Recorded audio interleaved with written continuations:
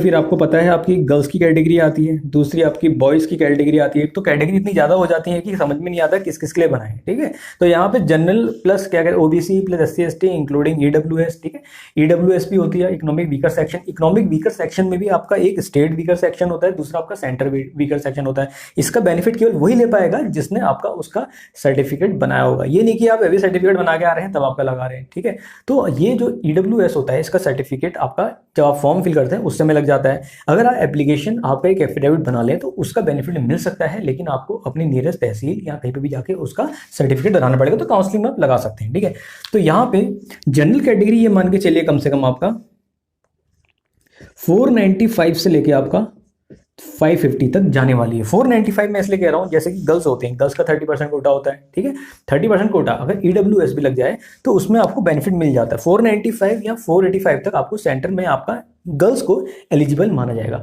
रही बात बॉयज़ की मान के चलिए कम से कम 545 से लेके आपका 550 के राउंड, ठीक है। 547 में मिल सकता है, लेकिन एग्जैक्ट आने चाहिए उतना। ये नहीं कि आपने 550 का अटेम्प्ट कर रखा है और आप कह रहे हैं कि हमारे नंबर इतने आ रहे हैं, ऐसा नहीं है। आप लोग के नंबर भी उतने ही आने चाहिए। अब किया है 550 का और आपके आ रहे हैं वहाँ पे आपका 320 या 370 है, तब दिक्कत हो जाएगी, ठीक है। उसमें मिल सकता है, उसके बहुत सारे ऑप्शन है। अगर आप जानना चाहते हैं उसमें क्या मिल सकता है तो आप नीचे बताइए मेरे को, ठीक है। जनरल में आपका बॉयज़ में आपका सबसे पहले आता है गर्ल्स में 495 तक अलॉट हो जाएगा। गर्ल्स का आपका 30% कोटा होता है और आपका ईडब्ल्यूएस है तो वेल गुड आपका, ठीक है। बाकी कैटेगरीज आपकी यहाँ पे एससी हो गया, एसटी हो गया, ठीक है, ओबीसी, ठीक है। एससी एसटी को तो भाई आपका मान के चलिए बहुत बेनिफिट है यहाँ पे। तो उनको आपका मैं कम से कम कह रहा हूँ आपका 180 या 170 में ही आपका गवर्नमेंट जीएमसी अलॉट हो जाएगा, ठीक है। ओबीसी और इसमें आपका जनरल में ज़्यादा अंतर नहीं होता है, लगभग 5 से 10 मार्क्स का डिफरेंस देखने को मिलेगा, ठीक है। यानी कि 495 में से अगर आप ओबीसी कैटेगरी में आते हो तो 10 नंबर या 5 नंबर सब्ट्रैक्ट कर लीजिए तो आपका उसमें आ जाएगा। सेंट्रल काउंसलिंग की बात कर रहा हूँ यहाँ पे, सेंट्रल काउंसलिंग की बात, ठीक है। स्टेट काउंसलिंग की बात नहीं चलिए। अब रही बात, एक तो इसमें डिपेंड करती है, ठीक है, तो इन पैरामीटर्स में डिपेंड करेगी। अगली चीज आती है आप स्टेट का बेनिफिट ले सकते हैं, ऑब्वियसली ले सकते हैं। देखिए कोई भी आपका स्टेट है, इसमें आप कैसे जा सकते हैं।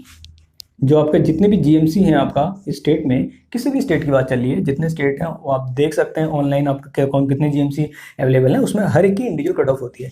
एक तो आप सेंटर के थ्रू जा सकते हैं, सेंटर में तो ऑल इंडिया कट ऑफ के थ्रू जा सकते हैं यहाँ पे, ठीक है, सेंटर कट ऑफ के थ्रू। दूसरा आता है स्टेट कट ऑफ।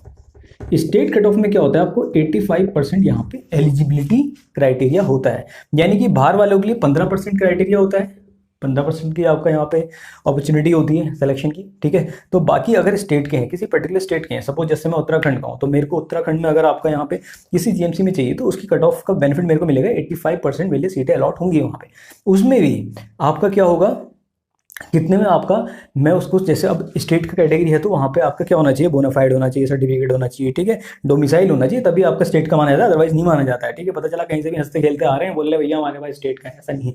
वो आपकी सेंटर काउंसलिंग के थ्रू जाएगा, ठीक है। स्टेट काउंसलिंग में क्या होगा, जैसे आपका सेंटर की अगर आपका 550 जा रही है, ठीक है, तो आपको ये मान के चलिए 520 से लेके आपका 530 तक यहाँ पे आपको जीएमसी अलॉट हो जाएगा।